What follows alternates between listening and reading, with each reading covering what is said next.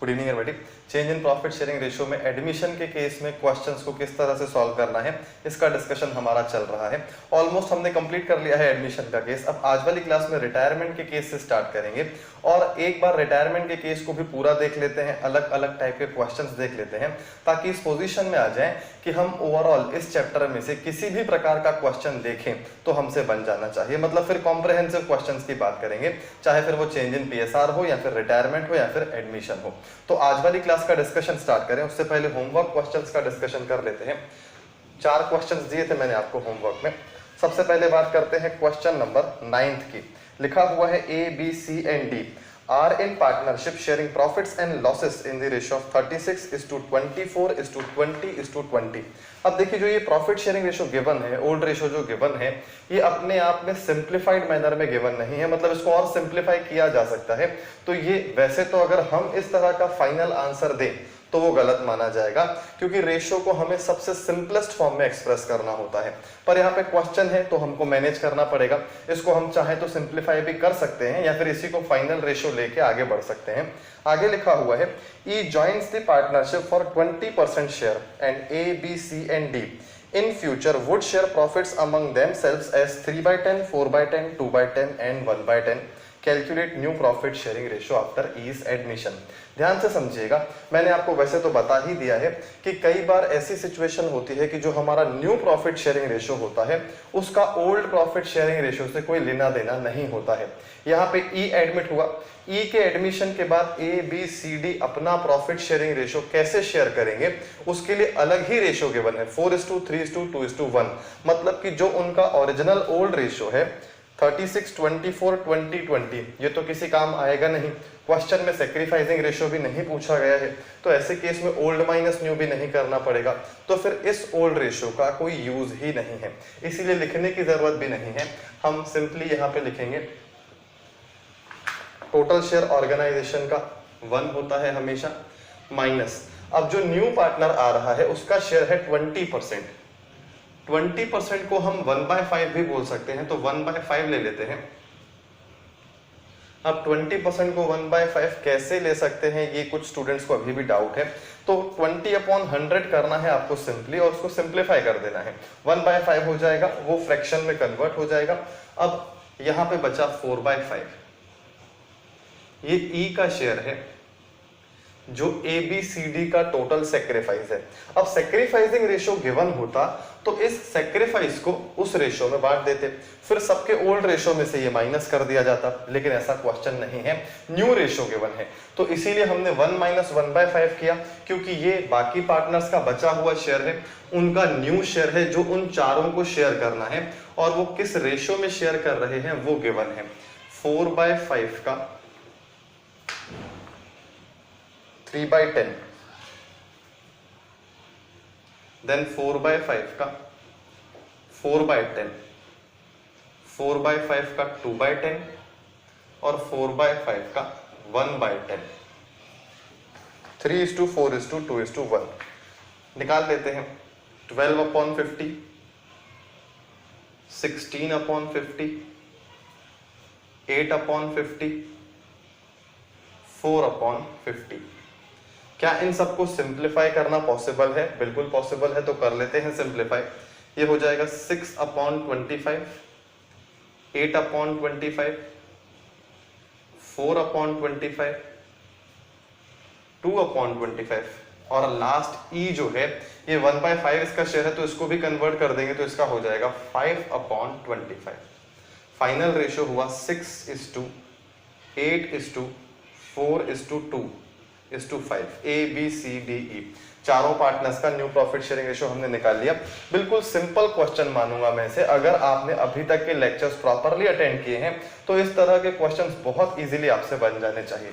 अब question number 10 में लिखा हुआ है A and B are partners sharing profits and losses in the ratio of 3:2. They admit C for 1/5 share in the profits. C acquires 1/5 of his share from A. ये question अच्छा है, ये हो सकता है आपसे नहीं बना होगा। क्वेश्चन नंबर 10 में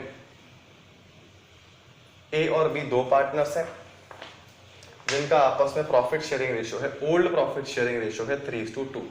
अब लिखा हुआ है कि सी एडमिट हो रहा है और सी का न्यू रेशियो है 1/5। अब ए ने उसको कितना दिया या फिर बी ने उसको कितना दिया, ये डायरेक्टली गिवन नहीं है, और यही खास बात है इस क्वेश्चन में। लिखा हुआ है कि सी का जो शेयर है वो 1/5 है, और सी ने ये शेयर लिया है 1/5 ऑफ हिज शेयर फ्रॉम ए से उसने अपने शेयर का 1/5 लिया है, ए ने उसे अपने शेयर का 1/5 नहीं दिया है। ये दोनों अलग अलग बातें हैं। हमने हमेशा अभी तक ऐसे ही क्वेश्चंस देखे हैं जिसमें लिखा होता था ए ने अपने शेयर का 1/5 सी को दिया, बी ने अपने शेयर का हाफ सी को दिया। अब लिखा हुआ है सी ने अपने शेयर का 1/5 ए से लिया है। अब ये दोनों बातें काफी स्टूडेंट्स को लगती है कि सेम ही है, लेकिन ऐसा है नहीं। सपोज ए 60% का मालिक है और सी अब नया फर्म में आ रहा है 20% के लिए। अब अगर ये बोला जाए कि ए ने अपना 10% सी को दिया है, मतलब 60 का 10% 6% दिया है सी को, या फिर ऐसा लिखा हो कि सी ने अपने शेयर का 10% ए से लिया है, तो 20% का 10% 2% लिया होगा ए से, तो किस परसेंटेज का 1/10 करना है, ये क्वेश्चन की लैंग्वेज पे डिपेंड करता है। यहाँ पे किस फ्रैक्शन का, 3/5 का या फिर 1/5 का 1/5 करना है, ये क्वेश्चन में लिखा हुआ है कि वो अपने शेयर का 1/5 ए से ले रहा है। अपना शेयर मतलब 1/5, इसका भी 1/5 वो ए से ले रहा है। और लिखा हुआ है फिर आगे, and 4/5 of his share from B, और 4/5 इसी शेयर का 4/5 ले रहा है वो बी से। तो कुल मिला के इसके 2 हिस्से करने पड़ेंगे। इनके शेयर्स के 2 हिस्से मत करिएगा कि आपने ए के शेयर का 1/5 कर दिया, फिर बी के शेयर का 4/5 कर दिया। सी के शेयर को तोड़ने की बात चल रही है, 1/5 का 1/5 और 1/5 का 4/5, ये हो जाएगा 1/25, ये हो जाएगा 4/25। ये ए का सेक्रीफाइस आ गया, ये सी का, सॉरी ये बी का सेक्रीफाइस आ गया। अब न्यू रेशियो निकाल लेते हैं। ए का पहले था 3/5, माइनस कर देंगे 1/25, ये हो जाएगा 25, 5 3 15 माइनस 1 14/25। बी का पहले था 2/5, माइनस कर देंगे 4/25, 25 10 माइनस 4 6/25, और सी का शेयर तो 1/5 हमें मालूम ही है। अब 14/25 को और सिंप्लीफाई नहीं कर पाएंगे, 6/25 को भी सिंप्लीफाई नहीं कर पाएंगे। डिनोमिनेटर सेम करने के लिए हमने मल्टीप्लाई बाय 5 कर दिया, न्यू रेशियो आ गया 14:6:5। A B C 14:6:5। इस तरह से ये क्वेश्चन सॉल्व हो गया। देखिए किस हिस्से का, किस फ्रैक्शन का 1/5 करना है, इस क्वेश्चन में ये खास बात थी। हमने हमेशा ए का 1/5 किया है, ए का हाफ किया है, मतलब कि जो पहले से पार्टनर है वो अपना कितना शेयर दे रहा है वो लिखा होता था। अब लिखा हुआ है कि जो नया पार्टनर आ रहा है वो अपने शेयर का कितना हिस्सा ए से ले रहा है और कितना हिस्सा बी से ले रहा है। तो क्वेश्चन में सॉल्व करने का तरीका जो है वो थोड़ा सा चेंज हो गया। बाकी फिर क्वेश्चन आगे कैसे होता है ये तो हमको मालूम ही है। एक बार सेक्रीफाइस को हमने तोड़ दिया, दोनों का सेक्रीफाइस पता चल गया, और फिर वो सेक्रीफाइस हमने उनके ओल्ड रेशियो से माइनस कर दिया। अब बात करते हैं क्वेश्चन नंबर 11 की। लिखा हुआ है x, y and z are partners in the ratio of 3:2:1. W joins the firm as a new partner for 1/6 share in profits. Z would retain his original share. ये कल वाली क्लास में हम discuss कर चुके हैं कि अगर कोई एक पार्टनर मना कर देता है कि वो नए पार्टनर के लिए सेक्रीफाइस नहीं करेगा, तो ऐसे केस में जो बाकी बचे हुए 2 पार्टनर्स हैं वो ही सेक्रीफाइस करेंगे। तो उनका ओल्ड रेशियो और सेक्रीफाइसिंग रेशियो सेम हो जाएगा, क्योंकि क्वेश्चन में अलग से कोई सेक्रीफाइसिंग रेशियो या फिर उनका अलग से कोई न्यू रेशियो गिवन नहीं है। तो यहाँ पे देखिए x और y सेक्रीफाइस करेंगे 3:2 के रेशियो में, क्योंकि z का शेयर है 1/6 और वो पार्टिसिपेट करेगा नहीं, तो सेक्रीफाइसिंग रेशियो हो जाएगा 3:2। पर हमको यहाँ पे निकालना है न्यू प्रॉफिट शेयरिंग रेशियो। तो ऐसे केस में क्या हमारे पास दोनों ऑप्शंस है क्या क्वेश्चन को सॉल्व करने के लिए? बिल्कुल दोनों ऑप्शंस है। या तो हम सेक्रीफाइस को 2 हिस्सों में डिवाइड कर दें, फिर x का सेक्रीफाइस माइनस कर देंगे x के ओल्ड रेशियो में से, और y का सेक्रीफाइस y के ओल्ड रेशियो में से, या तो फिर ऑर्गेनाइजेशन का टोटल शेयर ले लेते हैं यहाँ पे 1, जो ज्यादा अच्छा तरीका है। टोटल शेयर 1, जिसमें से नए पार्टनर का शेयर है 1/6, जो अपना शेयर सेक्रीफाइस करने के लिए रेडी नहीं है उसका भी शेयर है 1/6, तो उन दोनों को तो 1/6 देना ही पड़ेगा। तो बाकी ऑर्गेनाइजेशन के लिए कितना बचा वो देख लेते हैं। 6 - 1 - 1 4/6। अब जो ये 4/6 शेयर बचा है ये किन दोनों के लिए बचा है? ये x और y के लिए बचा है। और हमने कल ही सीखा है कि ये जो शेयर है वो अपने प्रॉफिट शेयरिंग रेशियो में शेयर कर सकते हैं। मतलब कि 4/6 को 3:2 में डिवाइड कर देंगे। उनका न्यू रेशियो भी 3:2 होगा, उनका ओल्ड रेशियो भी 3:2 है और उनका सैक्रिफाइसिंग रेशियो भी 3:2 ही होगा, क्योंकि क्वेश्चन साइलेंट है कि वो इस लॉस को जो W के आने की वजह से हो रहा है वो उसको कैसे बियर करेंगे। तो ऐसे केस में उनका प्रॉफिट शेयरिंग रेशियो जो है वो आपस में सेम ही रहेगा हमेशा। तो 4/6 को दो हिस्सों में डिवाइड कर देते हैं। 4/6 का 3/5, 12/30।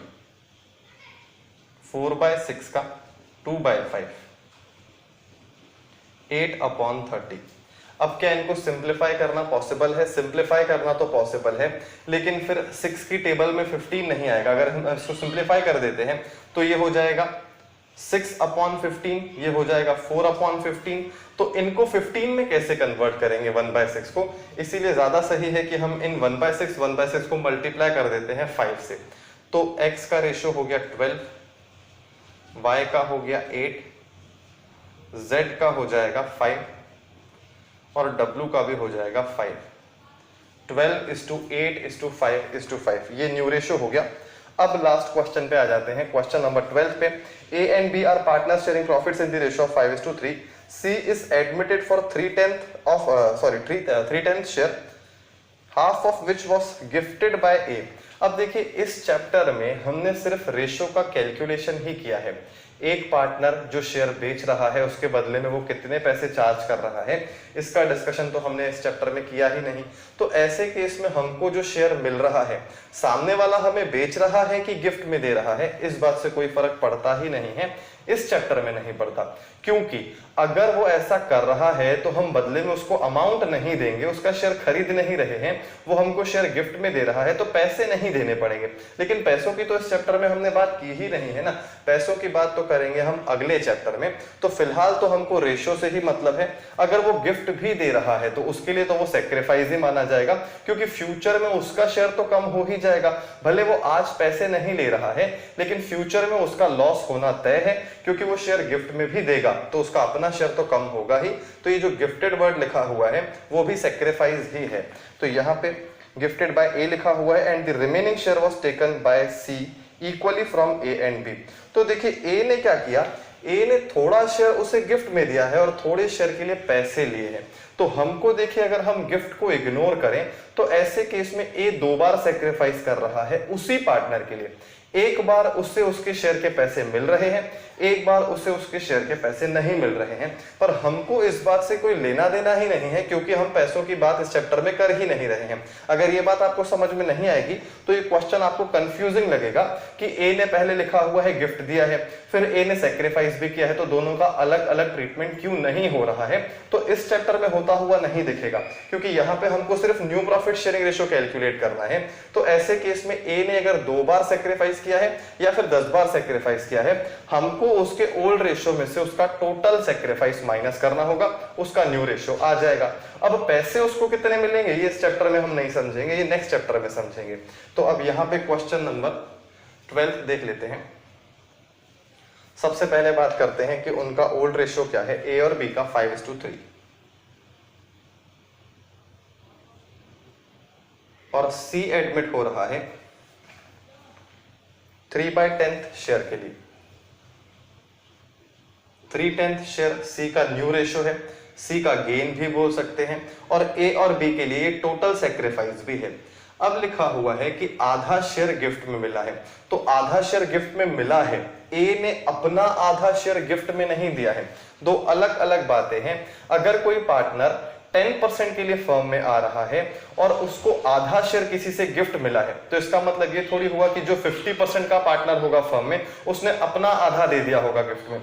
10% का आधा करना पड़ेगा ना, तो ए के शेयर का आधा करना है कि सी के शेयर का आधा करना है, ये आपको बिल्कुल क्लियर होना चाहिए।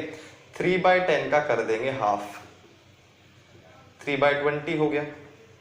ये ए ने गिफ्ट दिया है। अब हमने बोला ना ए ने गिफ्ट दिया है या ए ने बेचा है, इस बात से कोई फर्क नहीं पड़ेगा। अब बात करते हैं बाकी बचे हुए आधे शेयर की। 3/10 का बाकी बचा हुआ आधा, वो भी हो जाएगा 3/20। 3/20 ए से मिल गया, और ये जो ये 3/20 है ये लिखा हुआ है उसने ए और बी से इक्वली लिया है, मतलब ये 3/20 खरीदा गया शेयर है और ये 3/20 गिफ्ट में मिला है। पर कोई फर्क नहीं पड़ता, यहाँ पे इसके दो हिस्से कर लेते हैं। 3/20 का अगेन हाफ, 3/20 का हाफ, 3/40 हो गया, यहाँ पे भी 3/40 हो गया। तो कुल मिला के बात समझ में आ गई कि ए ने 3/20 गिफ्ट में दिया है और 3/40 बेचा है, बी ने 3/40 बेचा है। तो कुल मिला के हैं तो ये सेक्रीफाइसेस ही। तो ए का न्यू रेशियो निकालने के लिए 5/8 माइनस 3/20 माइनस 3/40, दो बार सेक्रीफाइस कर रहा है, एक बार गिफ्ट दे रहा है, एक बार बेच रहा है, दोनों सेक्रीफाइसेस माइनस करने पड़ेंगे। तो 5/8 माइनस 3/20 माइनस 3/40 करेंगे तो यहां पे डिनोमिनेटर आ जाएगा 40। 8 5 25 यहां पे आ जाएगा, माइनस 6 माइनस 3 16/40। ये ए का शेयर हो गया। बी का निकाल लेते हैं। बी का पहले था 3/8 माइनस करेंगे 3/40, ये आ जाएगा 15 माइनस 3 12/40। अब देखिए तीनों का न्यू रेशियो आ गया है। ए का न्यू रेशियो है 16/40, बी का है 12/40 और सी का है 3/10। 3/10 तो क्या इनको सिंप्लीफाई कर सकते हैं? क्या बिल्कुल कर सकते हैं, 4 से डिवाइड कर सकते हैं। यहां पे 10 आ जाएगा, 4/10, 3/10 और सी का हो गया 3/10, गिवन ही है क्वेश्चन में। तो न्यू रेशियो हो गया 4:3:3, ए का 4/10, बी का 3/10 और सी का भी 3/10। तो मेरे ख्याल से ये क्वेश्चंस आपको बन गए होंगे। सिर्फ ये क्वेश्चन नंबर 10th ऐसा था जो थोड़ा सा अलग था, और यहाँ पे क्वेश्चन नंबर 12th में गिफ्ट की वजह से हो सकता है आपको प्रॉब्लम आई हो। बाकी क्वेश्चंस जो थे वो बिल्कुल सिंपल थे। खैर इन क्वेश्चंस को एक बार देख लीजिए, फिर आज का डिस्कशन स्टार्ट करते हैं। अब देखिए एडमिशन के केस में रेशियो का कैलकुलेशन कैसे होता है, इसका डिस्कशन हमने डिटेल में किया है। अब रिटायरमेंट के क्वेश्चंस देखेंगे, उसके बाद ओवरऑल प्रैक्टिस करेंगे सारे क्वेश्चंस की। सपोज 3 पार्टनर्स हैं X, Y, Z, जिनका आपस में प्रॉफिट शेयरिंग रेशियो है 6:7:7 और लिखा हुआ है Y retired from the firm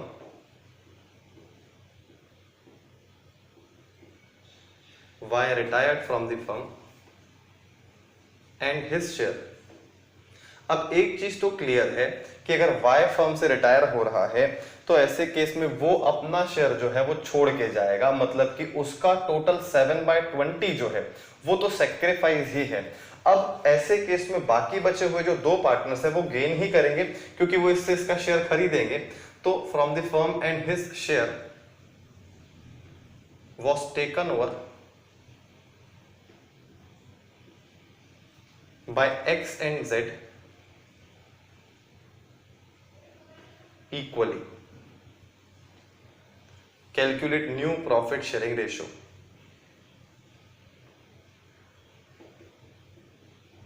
अब देखिए न्यू प्रॉफिट शेयरिंग रेशियो हमको निकालना है। क्या रिटायरमेंट के केस में सैक्रिफाइसिंग रेशियो की बात होगी? जनरली नहीं होगी। क्या रिटायरमेंट के केस में गेनिंग रेशियो की बात होगी? तो बिल्कुल गेनिंग रेशियो की बात होगी, लेकिन यहाँ पे गेनिंग रेशियो गिवन है, लिखा हुआ है जो Y छोड़ के जा रहा है, X और Z जो है वो आपस में इक्वली उस शेयर को बांट लेंगे, मतलब कि वो इक्वली गेन कर रहे हैं। Y के शेयर के 2 हिस्से कर दिए जाएंगे, एक हिस्सा X में ऐड होगा, एक हिस्सा Z में ऐड होगा, न्यू प्रॉफिट शेयरिंग रेशियो निकल आएगा। और केवल 2 ही पार्टनर्स रहेंगे तो X और Z का ही न्यू रेशियो निकलेगा। यहां पे सबसे पहले Y का शेयर 7/20, जिसके 2 हिस्से कर देते हैं, 7/20 इंटू 1/2, 7/40 और दूसरा भी 7/40। अब X के शेयर में 6/20 में ये 7/40 कर देंगे ऐड, क्योंकि अब हम रिटायरमेंट में हैं। रिटायरमेंट में ये सेक्रीफाइस नहीं है कि हम x के रेशियो में से ये माइनस कर दें। कोई नया पार्टनर नहीं आ रहा है जिसको x ने अपना शेयर दिया हो। यहाँ पे एक पार्टनर जा रहा है तो उसने अपना शेयर x को दिया है, तो x का शेयर बढ़ गया है, ये गेन है। और गेन हमेशा ओल्ड रेशियो में ऐड होता है, तब जाके न्यू रेशियो आता है। देखिए, हमने old ratio minus new ratio किया तो सेक्रीफाइसिंग रेशियो आया, इसकी बात हम कर चुके हैं। तो ऐसे केस में यहाँ पे अगर न्यू रेशियो निकालना हो, न्यू को इधर लेके जाएं और सेक्रीफाइस को इधर लेके आए, तो old minus sacrifice is equals to new. ये बात मेरे ख्याल से आपको समझ में आ रही होगी, और ऐसा ही हम हमेशा करते आए हैं। ओल्ड में से सेक्रीफाइस माइनस करते हैं तो न्यू रेशियो आ जाता है। अब अगर गेनिंग रेशियो की बात करें तो गेनिंग का मतलब है न्यू माइनस ओल्ड। अब ऐसे केस में अगर इस ओल्ड रेशियो को इधर लेके आ जाते हैं तो न्यू रेशियो का फॉर्मूला क्या बन जाएगा, gain plus old ratio is equals to new ratio. तो ये चीज बिल्कुल क्लियर है कि ओल्ड में सेक्रीफाइस माइनस करना पड़ता है और ओल्ड में गेन प्लस करना पड़ता है न्यू रेशियो के कैलकुलेशन के लिए। हमने इनको न्यू रेशियो में कन्वर्ट कर लिया रेशियोज को, क्योंकि हमको ज्यादातर कैलकुलेशन न्यू रेशियो का ही करना होता है। ऐसे बहुत कम ही क्वेश्चंस होते हैं जिसमें गेनिंग रेशियो और सेक्रीफाइसिंग रेशियो निकालना होता है। खैर, अब इस क्वेश्चन को कंप्लीट कर लेते हैं। 40 आ गया डिनोमिनेटर में, 20, 22, 12, सॉरी प्लस करना है यहाँ पे, देन 47, 19 अपॉन 40, ये हो गया x का शेयर। उसके बाद बात करते हैं z की। वैसे तो अगर x का 19 अपॉन 40 है तो z का 21 अपॉन 40 ही आएगा ना। रिटायरमेंट के क्वेश्चंस तो ज्यादा इजी होते हैं एडमिशन से, एडमिशन में फिर भी दिमाग लगाना पड़ता है। रिटायरमेंट में 2 पार्टनर्स बच जाएंगे, ज्यादातर 3 ही पार्टनर्स होते हैं, या फिर 4 पार्टनर्स भी हो सकते हैं। लेकिन जैसे इस क्वेश्चन में 3 पार्टनर्स थे, एक चला गया, अब एक का न्यू रेशियो निकाल लिया है, दूसरे का 21 अपॉन 40 के अलावा क्या हो सकता है, कुछ भी होगा तो आंसर टैली नहीं होगा, क्योंकि दोनों का टोटल जो है वो 40 आना ही चाहिए। खैर, फाइनल आंसर हमको मालूम है, फिर भी क्वेश्चन को कंप्लीट तो करना ही पड़ेगा। 7 अपॉन 20 प्लस 7 अपॉन 40, डिनोमिनेटर आ गया 40, 14 plus 7 is equals to 21 upon 40।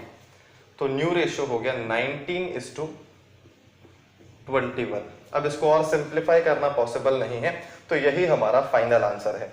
तो मेरे ख्याल से रिटायरमेंट के क्वेश्चंस जैसे हमने स्टार्ट कर लिए, लेकिन कोई खास फर्क नहीं पड़ा होगा, क्योंकि देखिए सोचने समझने का तरीका बिल्कुल वैसे ही है। ऐसे केस में हम कुछ एक्स्ट्रा नहीं कर रहे हैं, सिर्फ हम ये कर रहे हैं कि हम ओल्ड माइनस न्यू करते थे, सॉरी ओल्ड माइनस सेक्रीफाइस करके न्यू निकालते थे, अब ओल्ड प्लस गेन करके न्यू निकाल रहे हैं। और वो बहुत लॉजिकल है। अगर कोई पार्टनर जा रहा है तो वो अपना शेयर बाकी पार्टनर्स को देके जा रहा है, तो जो एग्जिस्टिंग पार्टनर्स हैं उनका शेयर बढ़ जाएगा, इसीलिए उनके में हम गेन ऐड कर देते हैं। खैर, इस क्वेश्चन को नोट कर लीजिए, फिर आगे के क्वेश्चंस देखते हैं। चलिए अब बात करते हैं नेक्स्ट एग्जांपल की। लिखा हुआ है A, B, C, D, 4 partners हैं जिनका प्रॉफिट शेयरिंग रेशियो है 2:1:2:1। अब लिखा हुआ है कि C रिटायर हो रहा है, C retires from the firm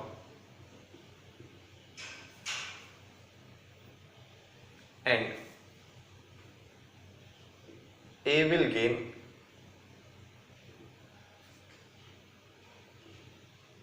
1/10 at the time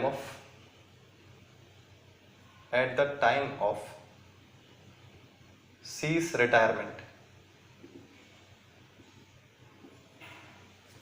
फिर लिखा हुआ है C's remaining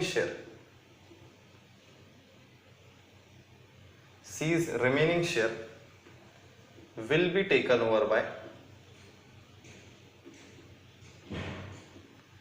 B and D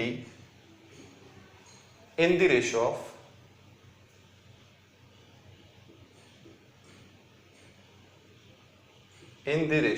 2:1।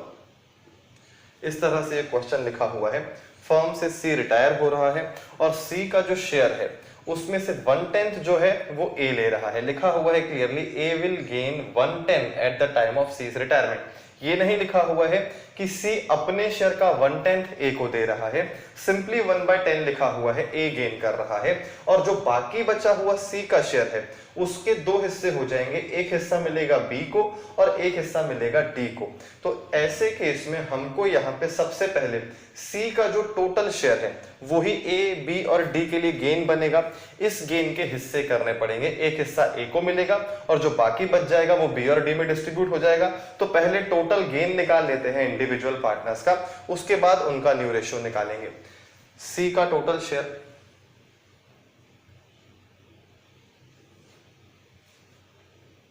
2/6। अच्छा, इस क्वेश्चन में गेनिंग रेशियो भी पूछा जा सकता है, तो हम यहां पे लिख देते हैं calculate new PSR and gaining ratio. Calculate new PSR and gaining ratio. आपको ये नहीं लगना चाहिए कि 2:1 जो है ये गेनिंग रेशियो है। हाँ, ये गेनिंग रेशियो है, लेकिन बी और डी का गेनिंग रेशियो है आपस में, लेकिन यहाँ पे ए भी तो गेन कर रहा है। तो अगर हमसे पूछा गया है कि गेनिंग रेशियो निकालिए, मतलब कि ए बी डी जितने भी पार्टनर्स गेन कर रहे हैं सबका ओवरऑल गेनिंग रेशियो हमको एक्सप्रेस करना पड़ेगा। ये भी एक गेनिंग रेशियो ही है, लेकिन ये केवल बी और डी का है, इसमें ए का रेशियो नहीं है। ए का अलग से गेन लिखा हुआ है 1/10, और ऐसा भी नहीं कर सकते 1 यहाँ लिखा हुआ है तो 1 आगे लिख दे, 1:2:1 कर दे। इस तरह से क्वेश्चन सॉल्व नहीं करना है। मेरे ख्याल से ये बात तो आपको समझ में आ ही गई होगी। अब सी का शेयर है 2/6। सबसे पहले ए का शेयर अलग कर देते हैं। ये सी का शेयर है, मतलब कि सी का सेक्रीफाइस है, मतलब कि ए बी और डी का गेन है। 2/6 में से, सॉरी, ये ए का गेन तो क्लियर ही है 1/10। अब बी और डी के लिए जो शेयर बच गया वो है 2/6 माइनस 1/10। डिनोमिनेटर में आ जाएगा 30, 6 5 10 माइनस 3 7/30। ये 7/30 जो है बी और डी आपस में बांट लेंगे, और किस रेशियो में बांटेंगे? 2:1 के रेशियो में बांटेंगे। तो इस 7/30 के दो हिस्से करने पड़ेंगे, 7/30 इंटू 2/3 और 7/30 इंटू 1/3। अब कुछ स्टूडेंट्स हैं उनको इस तरह के भी डाउट्स आ सकते हैं, देखिए कि हम यहाँ पे 2/3 कैसे कर सकते हैं, यहाँ पे तो ए भी गेन कर रहा है, ए का इसमें इंक्लूडेड नहीं है, उसका भी इंक्लूडेड होता तो गेन थोड़ा और बढ़ जाता, तो डिनोमिनेटर में 3 कहां से आया? तो देखिए ए का गेन अलग कर दिया गया है। जब हम 2/3 ले रहे हैं और 1/3 ले रहे हैं तो ये 7/30 से मल्टीप्लाई कर रहे हैं, और 7/30 तो बी और डी का ही शेयर है ना बचा हुआ, ए का शेयर तो है नहीं कि ए का गेन भी हम यहाँ पे डिनोमिनेटर में लेते। अगर ए बी और डी तीनों का टोटल गेन होता 2/6, तो फिर ऐसे केस में 2:1 नहीं ले सकते थे। 2:1 इसीलिए ले सकते हैं क्योंकि हमने गेन भी बी और डी का निकाल लिया है, ए का गेन अलग कर दिया है। अब 7/30 इंटू 2/3 करेंगे तो ये आ जाएगा 14/60, सॉरी 14/90, और ये हो जाएगा 7/90। 14/90 बी का गेन है, 7/90 डी का गेन है, और 1/10 है ए का गेन। अब सबका गेन उनके ओल्ड रेशियो में ऐड कर देते हैं। सबसे पहले ए 2/6 प्लस 1/10 30, 10 प्लस 3 13/30, ये ए का शेयर हो गया। देन बी की बात करते हैं। बी का पहले शेयर था 1/6 प्लस 14/90। अब 14/90 और 1/6 का टोटल करेंगे तो डिनोमिनेटर में 90 आ जाएगा, 15 प्लस 14 29/90। डी का पहले शेयर था 1/6, 1/6 में प्लस करेंगे 7/90, डिनोमिनेटर में अगेन आ जाएगा 90, 15 प्लस 7 22/90।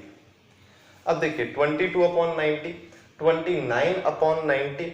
अब इसको सिंप्लीफाई नहीं किया जा सकता है, इसीलिए इसको भी 90 में कन्वर्ट कर देते हैं। ये हो जाएगा 39/90। तो ABD का न्यू रेशियो हो गया 39:29:22।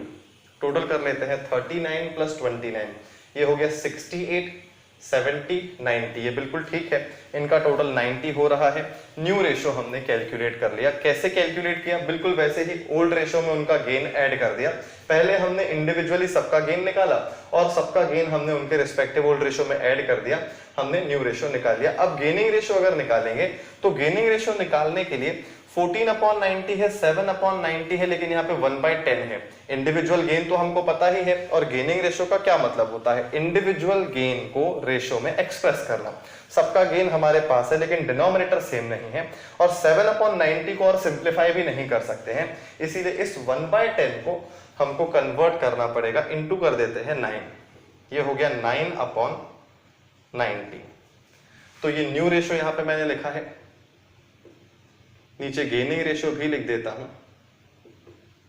Gaining ratio 9:14:7, 9:14:7। अब 9 + 14 होता है 23, 23 और 7 होता है 30, लेकिन डिनोमिनेटर में 30 नहीं है, डिनोमिनेटर में 90 है। ये बात मैंने आपको एडमिशन के केस में भी बोली थी कि जब हम सैक्रिफाइसिंग रेशियो में एक्सप्रेस करते हैं तो उनका डिनोमिनेटर उनके टोटल के बराबर नहीं होगा। मतलब यहां हम ये सोचे कि 9 + 14 23 और 7 30, तो डिनोमिनेटर में 30 होगा, ऐसा नहीं है। हाँ, लेकिन ये बोला जा सकता है कि ये जो C का जो शेयर है 2/6, इसका मतलब 1/3 भी है। 1/3 को हम अगर इनके गेनिंग रेशियो में डिवाइड करेंगे तो उनका फाइनली गेन जरूर आ जाएगा, क्योंकि गेनिंग रेशियो गेन पे ही लगेगा, और गेन जो है 1/3 है। ये C के लिए भले सैक्रिफाइस है, लेकिन ABD इन तीनों के लिए तो ये गेन ही है, इन्हीं का न्यू रेशियो निकाल रहे हैं। तो इस केस में, इस चैप्टर में रिटायरमेंट की जब बात चल रही होगी तो हम इस 1/3 को सैक्रिफाइस नहीं बोलेंगे, इस 1/3 को हम गेन ही बोलेंगे, क्योंकि हम रिमेनिंग पार्टनर्स के एंगल से ये क्वेश्चन सॉल्व कर रहे हैं, C के एंगल से नहीं कर रहे हैं। तो 1/3 जो है उसको गेनिंग रेशियो में अगर डिवाइड कर देंगे तो 9/90, 14/90 और 7/90 आ ही जाएगा, क्योंकि इन तीनों का जो गेन है एक्चुअली जब आप इसका टोटल करेंगे ना तो वो C का शेयर ही बन जाएगा। मैं आपको जो बताना चाहता हूं ध्यान से समझिएगा, 9/30,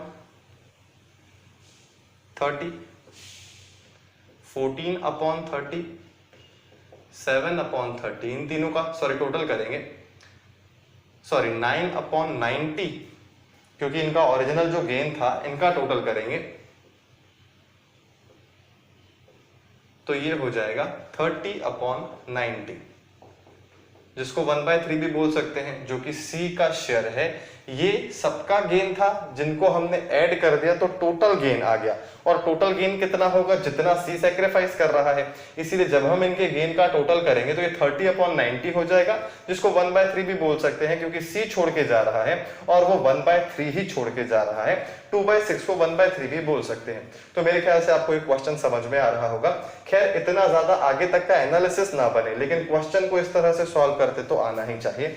अब एक और खास बात है, अब अगर यहाँ पे जिस तरह से हमने एडमिशन के केस में देखा था कि C सपोज नया आ रहा है, एडमिशन में तो पार्टनर नया आता है, या D सपोज नया आ रहा है और क्वेश्चन में नहीं लिखा हुआ है कि वो अपना शेयर किससे ले रहा है, मतलब सैक्रिफाइसिंग रेशियो की कोई जानकारी नहीं है, तो उनका ओल्ड रेशियो ही उनका सैक्रिफाइसिंग रेशियो हो जाता था एडमिशन के केस में।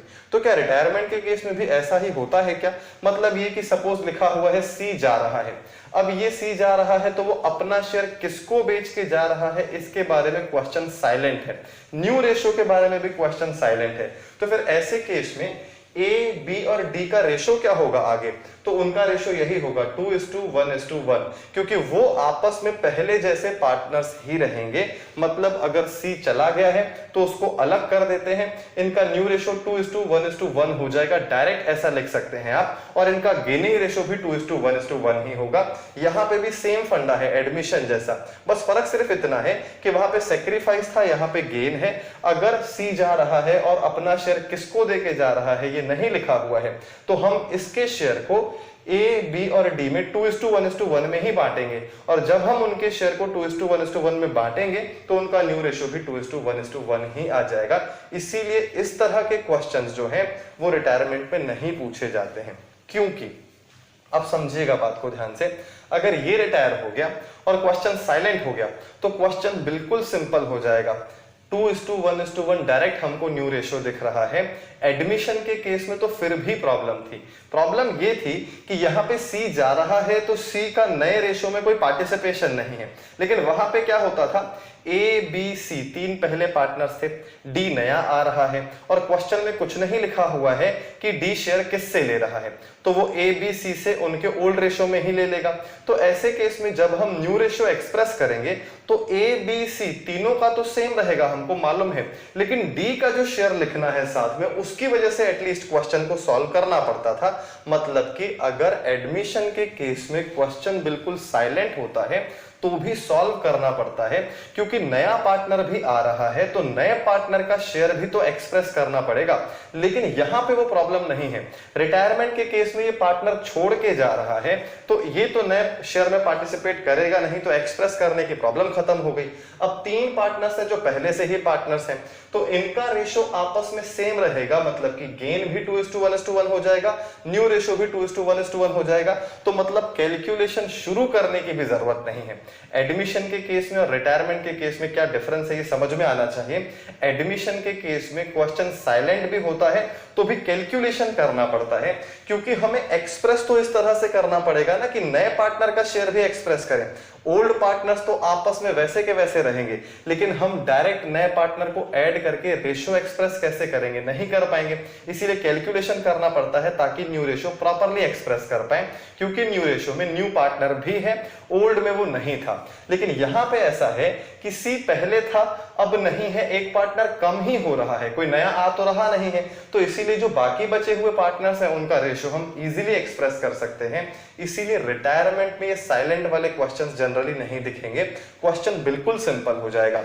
इस तरह के साइलेंट वाले क्वेश्चंस जो होते हैं वो आपको एडमिशन में ही दिखेंगे, क्योंकि वहां पे फिर भी हमको कैलकुलेशन करना पड़ता है।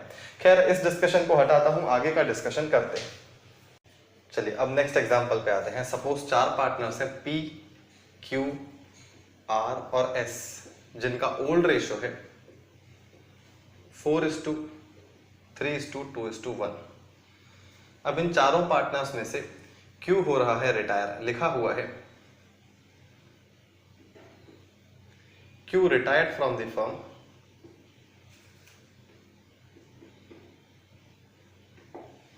First point. सेकेंड पॉइंट लिखा हुआ है S wants to hold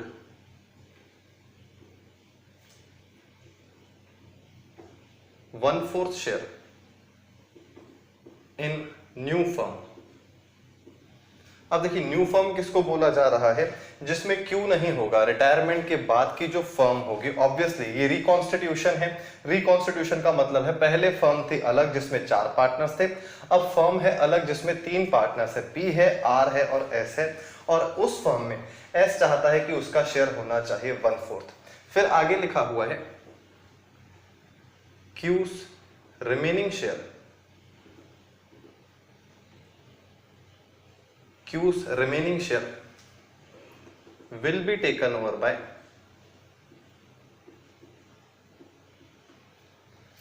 P and R in the ratio of 3:2. Q's remaining share will be taken over by P and R in the ratio of 3:2. Calculate new profit sharing ratio and gaining ratio. अब मेरी बात को ध्यान से समझिएगा, अगर S को firm में, नई फर्म में 1/4 शेयर चाहिए तो पहली बात तो ये समझने वाली है कि क्यू रिटायर हो रहा है तो क्यू अपना शेयर सेक्रीफाइस करके जा रहा है और एस गेन करेगा ही करेगा। लेकिन इस बात की क्या श्योरिटी है कि एस को जितना शेयर क्यू से मिलेगा उसको ऐड करने के बाद 1/4 हो जाएगा। हो सकता है शेयर और कम पड़ जाए, तो फिर तो ऐसे केस में क्या पी और आर को भी सेक्रीफाइस करना पड़ता, करना पड़ता।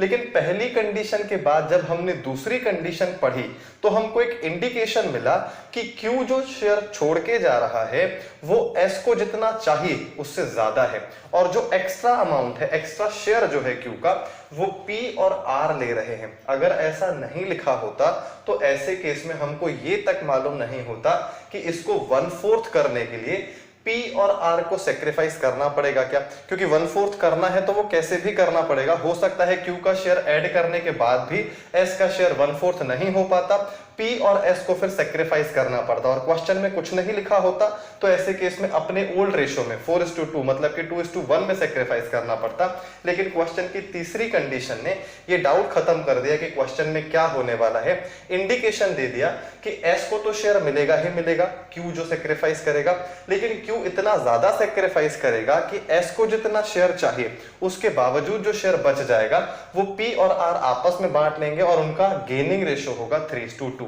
तो ये जो 3:2 है ये एक्चुअल गेनिंग रेशियो नहीं है, ये P और R का गेनिंग रेशियो है। S का गेन कितना है वो हमें निकालना पड़ेगा।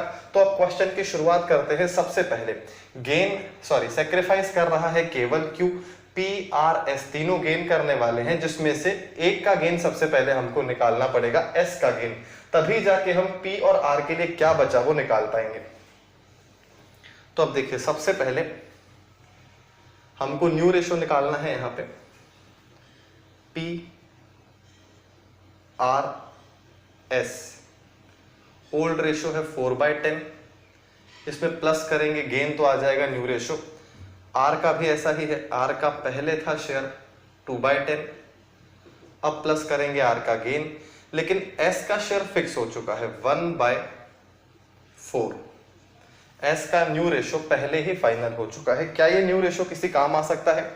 आ सकता है। न्यू रेशियो और ओल्ड रेशियो, अगर इन दोनों का डिफरेंस निकाल ले, न्यू माइनस ओल्ड, तो क्या निकाल सकते हैं? सेक्रीफाइस निकालने के लिए ओल्ड माइनस न्यू करते हैं, लेकिन यहां पे हमको मालूम है कि S का शेयर बढ़ रहा है तो S गेन कर रहा है, तो फिर हम सेक्रीफाइस का फॉर्मूला लगाएंगे ही क्यों? हम गेन वाला फॉर्मूला लगाएंगे। गेन वाला फॉर्मूला है न्यू माइनस ओल्ड। मेरे ख्याल से अब आपको कहानी समझ में आ जानी चाहिए। इतने क्वेश्चंस कर लिए हैं हमने चेंज इन PSR के, एडमिशन के इतने सारे क्वेश्चंस देख लिए हैं, फिर भी अगर कहानी नहीं समझ में आ रही है मतलब हम कंसेप्चुअली कहीं ना कहीं गलती कर रहे हैं। यहाँ पे क्लियरली लिखा हुआ है कि S का शेयर बढ़ रहा है, मतलब S गेन ही करेगा। तो अगर हमको उसका गेन निकालना है तो हमको न्यू माइनस ओल्ड करते आना चाहिए। न्यू रेशियो है 1/4 और ओल्ड रेशियो है 1/10। यहीं पे सॉल्व कर लेते हैं। 1/4 माइनस 1/10 20, 5 माइनस 2 3/20। ये गेन निकल आया। ये किसका गेन निकल आया? ऑब्वियसली जिसका हमने न्यू माइनस ओल्ड किया है उसी का गेन निकला है ये 3/20। मतलब कि ये जो 3/10 टोटल शेयर है Q का, उसमें से 3/20 तो S लेके जाएगा। अब बाकी बचा हुआ जो शेयर है वो P और R आपस में बांट लेंगे। तो अब हम गेन को डिवाइड करने की पोजीशन में है। गेन को डिवाइड करने की पोजीशन में है, इसका ये मतलब है कि Q का टोटल शेयर है 3/10। अल्टीमेटली होना यह है कि ये रिटायर हो रहा है तो इसका जो ये 3/10 है ये P, R और S में बटना है, लेकिन S का शेयर पता नहीं था कि S को कितना मिल रहा है, इसीलिए हम क्वेश्चन में आगे नहीं बढ़ पा रहे थे। तो हमको S का शेयर पता चल गया कि S गेन करेगा 3/20, क्योंकि S अगर उससे ज्यादा गेन करेगा तो वो 1/4 से ज्यादा का मालिक हो जाएगा। उसको अपना शेयर 1/4 चाहिए और उसका शेयर 1/4 हो, इसके लिए केवल 3/20 की जरूरत है। उसका 1/10 तो ऑलरेडी है। 1/10 में 3/20 ऐड करेंगे 1/4 हो जाएगा। तो 3/20 इसका गेन आ गया। अब जो बाकी बचा हुआ शेयर है वो P और R के लिए है। वो निकालने के लिए 3/10 जो Q का टोटल शेयर था, ये ही टोटल गेन है P, R और S के लिए, उसमें से माइनस कर देंगे 3/20। जो S को मिल चुका है वो हटा दिया तो बाकी बचा हुआ P और R के लिए हो गया। ये आ जाएगा अगेन 3/20 ही आएगा। इसको सॉल्व कर लेते हैं। 20 6 माइनस 3 इज इक्वल्स टू 3/20। मतलब सीधा सीधा है, लेकिन क्वेश्चन में ऐसा कोई इंडिकेशन नहीं था कि Q ने आधा शेयर तो पूरा S को दे दिया है, क्योंकि यहां भी देखिए 3/20 आ रहा है, P और R के लिए भी 3/20 बचा है, मतलब कि आधा हिस्सा तो S ले गया। अब जो आधा हिस्सा बचा उसको P और R लेंगे 3:2 के रेशो में, उनका आपस में गेनिंग रेशो 3:2 है। देखिए उनका ओल्ड रेशो 4:2 है, उनका गेनिंग रेशो 3:2 है, तो न्यू रेशो बिल्कुल कुछ और होगा, मैच करेगा ही नहीं, ना तो 3:2 से मैच करने वाला है ना 4:2 से मैच करने वाला है। ये बात मैंने आपको एडमिशन में भी बताई थी कि अगर ओल्ड और सेक्रीफाइस दोनों सेम हो जाएं तो न्यू भी सेम हो जाता है, लेकिन अगर ओल्ड और सेक्रीफाइस अलग अलग हैं या फिर ओल्ड और गेन अलग अलग हैं तो न्यू बिल्कुल अलग होगा, वो किसी से मैच नहीं करेगा। अब यहां पे 3/20 को फर्दर सब डिवाइड कर देते हैं, 3/20 इंटू 3/5, यहां पे आ जाएगा 3/20 इंटू 2/5, 9/100, 6/100, ये दोनों का गेन आ गया, ये S का गेन है। अब हम इनका रिस्पेक्टिव गेन इनके में ऐड करके इनका न्यू रेशो निकाल सकते हैं, लेकिन S का हमको ऑलरेडी मालूम है तो फिर से कैलकुलेट नहीं करेंगे, सिर्फ P और R का कैलकुलेशन कर लेते हैं। यहाँ पे 9/100 प्लस कर देंगे, ये हो जाएगा 40 प्लस 9, 49/100। R का share 2 + 10 plus 6/100,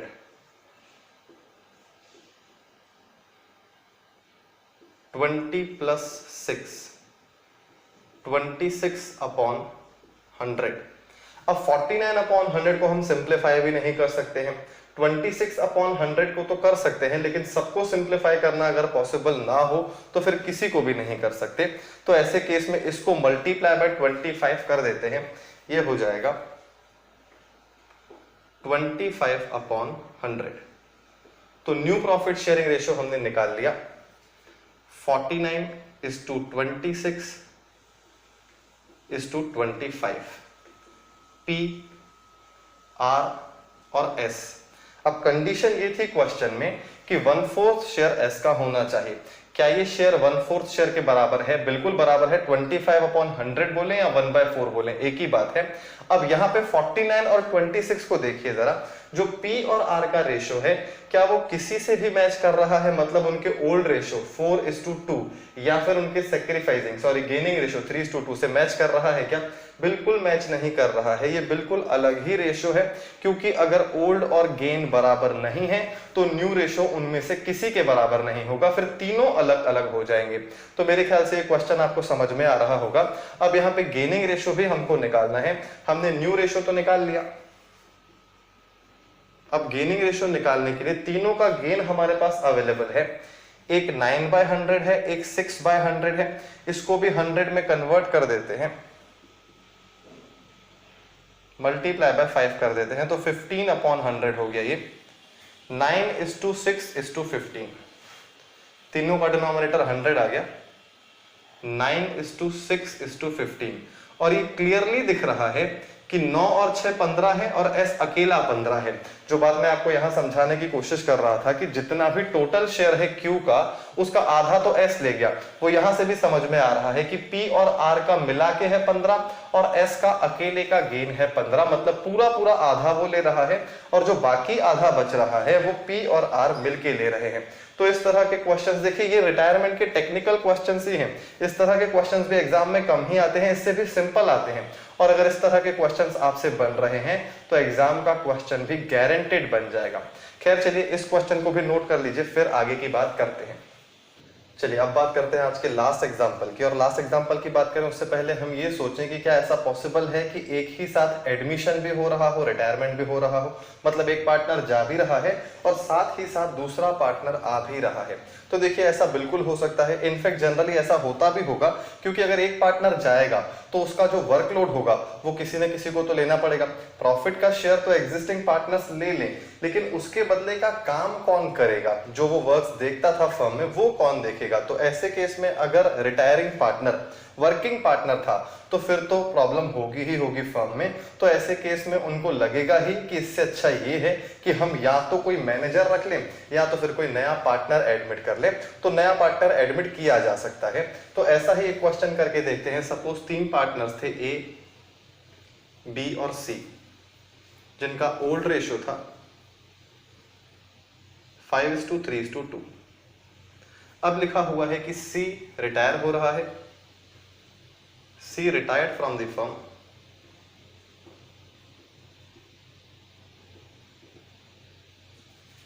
and immediately D was admitted.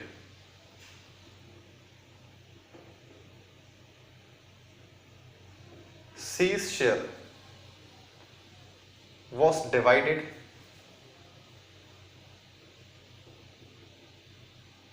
between A, B and D in the ratio of 1:1:2। ये पॉइंट लिखा हुआ है और हमें न्यू रेशियो निकालना है। अब समझिएगा बात को ध्यान से, यहाँ पे साइमल्टेनियसली सी रिटायर भी हो रहा है और डी एडमिट भी हो रहा है, जो कि बिल्कुल पॉसिबल है। अब जो सी रिटायर हो रहा है उसका शेयर ए को भी मिल रहा है, बी को भी मिल रहा है, डी को भी मिल रहा है जो नया पार्टनर है, और नए पार्टनर को और कोई शेयर नहीं दे रहा है। और देगा भी क्यों?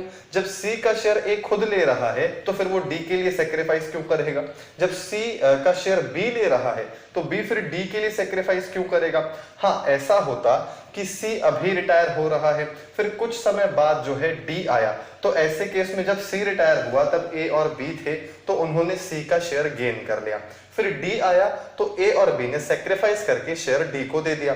तो ये पॉसिबल है। लेकिन अगर उसी टाइम पे रिटायरमेंट भी हो रहा है और इमीडिएटली लिखा हुआ है क्वेश्चन में इमीडिएटली डी एडमिट हो गया, तो अगर डी एडमिट हो चुका है सी के रिटायरमेंट के साथ साथ और सी का शेयर ए और बी ऑलरेडी ले रहे हैं, मतलब ये पक्की बात है कि वो डी को तो नहीं देने वाले हैं।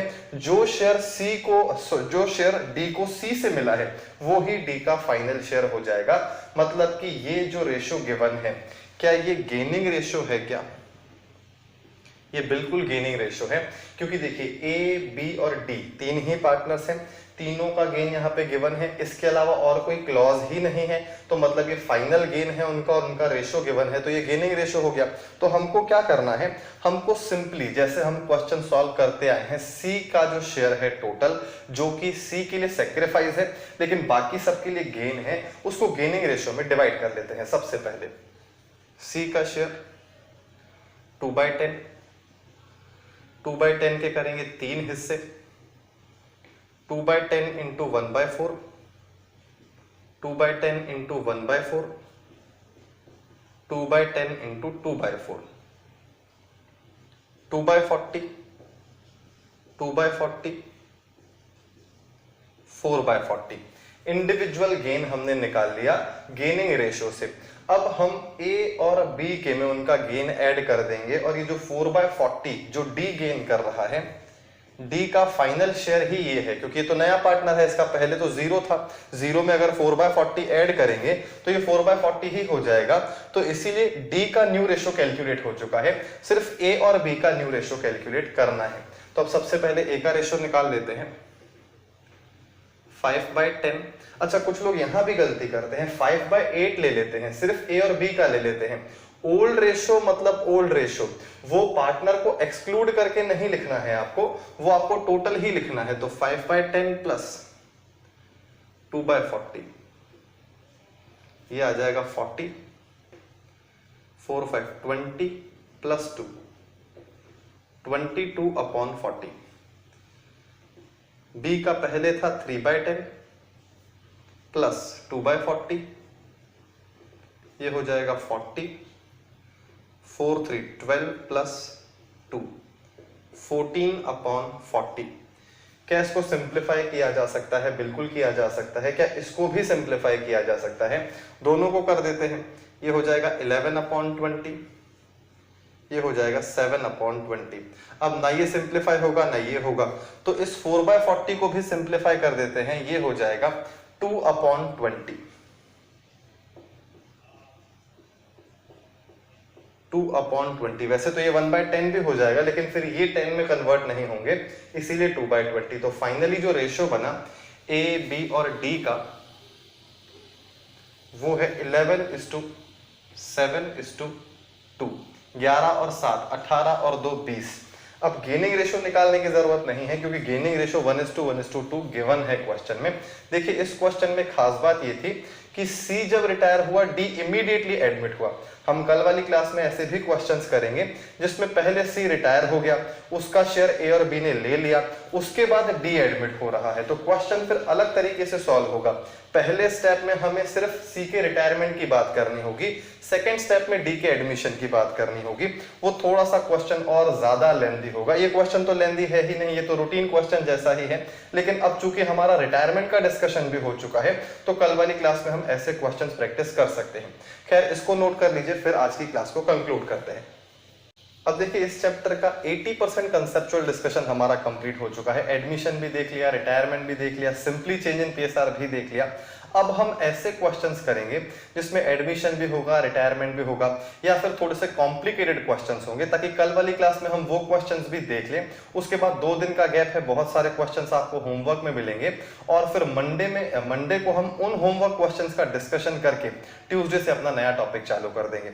अगर आपको लग रहा है कि इस चैप्टर में और टाइम इन्वेस्ट करना चाहिए तो आप मुझे बताइएगा, अदरवाइज मुझे नहीं लगता है कि ये इतना ज्यादा टेक्निकल है कि इसमें और ज्यादा टाइम हमको लगना चाहिए। जितने क्वेश्चंस हमने किए हैं वो सफिशिएंट है। कल वाली क्लास में और देखेंगे क्वेश्चंस, फिर आपको होमवर्क में क्वेश्चंस मिलेंगे, आप अपने लेवल पे प्रैक्टिस करेंगे तो बात क्लियर हो जाएगी कि समझ में आ रहा है कि नहीं आ रहा है, और अगर गलती हो रही है तो कहां हो रही है। मंडे को उसका डिस्कशन भी हो जाएगा, तो ट्यूसडे से हम नया चैप्टर स्टार्ट करने की पोजीशन में आ जाएंगे। खैर चलिए आज वाली क्लास के लिए इतना ही, कल कंटिन्यू करते हैं आगे। Thank you so much.